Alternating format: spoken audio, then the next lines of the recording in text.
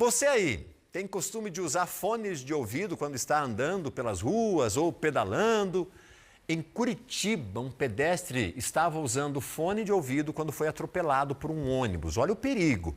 Essa reportagem que nós vamos trazer agora é necessária sim para chamar a atenção e para alertar sobre os perigos de usar esses acessórios, principalmente durante o momento que você está no trânsito. Não é de hoje que os fones de ouvido são responsáveis por tragédias no trânsito. Na última quarta-feira, mais um caso foi registrado em Curitiba. Um venezuelano de apenas 24 anos foi atropelado por um ônibus biarticulado no Água Verde. O jovem usava fones de ouvido quando foi atingido na canaleta. Com ferimentos, ele foi encaminhado para o hospital.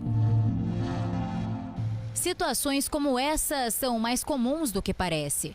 Boa parte dos pedestres utiliza o fone de ouvido durante o trajeto. É capaz de buzinarem se não ouvir, você acha? Talvez.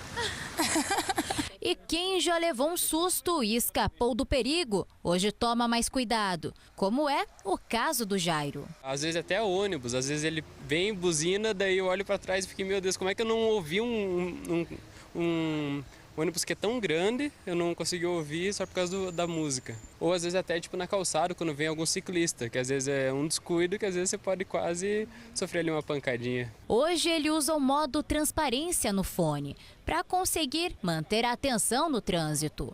Ele tem um microfone por fora, aí ele capta o som externo e joga para dentro do fone.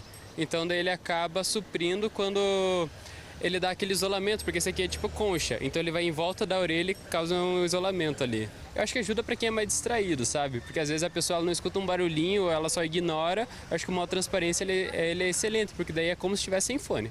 A verdade é que o celular e o fone de ouvido são aquele escape da realidade. Vai dizer se você não utiliza o fone para se desligar do mundo aqui fora. O problema são as consequências. Uma pesquisa da Ford na Europa mostra que uma pessoa que está ouvindo música leva em média 4 segundos para identificar algum perigo no trânsito. E aí que entram as consequências. Por isso, a orientação é não utilizar o fone de ouvido. E, é claro, ficar atento às sinalizações de trânsito. O Código de Trânsito Brasileiro, lá de 1997, já proibia os fones de ouvido. Ah, mas pedestre não é condutor. Sim, mas ele exerce um papel fundamental e importante no trânsito e precisa manter em segurança. Mesmo assim, o fone e o celular estão cada vez mais presentes na vida das pessoas, e principalmente dos jovens. Essa doutora em gestão urbana reforça as dicas de prevenção. Evitar fones de ouvido com cancelamento de ruídos, aquele que você não escuta o que é externo. Utilizar somente um ponto do fone, evitar aqueles fones grandes, né, estilo tampão.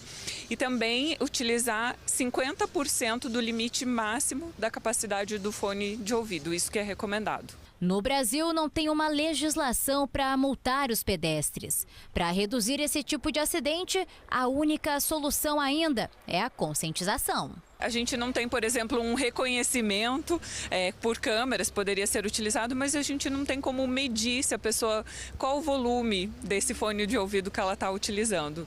Esse ano nós teremos 4 grandes campanhas de educação para o trânsito. Uma delas é voltada ao pedestre, o local correto para a travessia, que os pedestres precisam entender que a faixa elevada e a faixa normal, a infração de não parar, não respeitar é a mesma.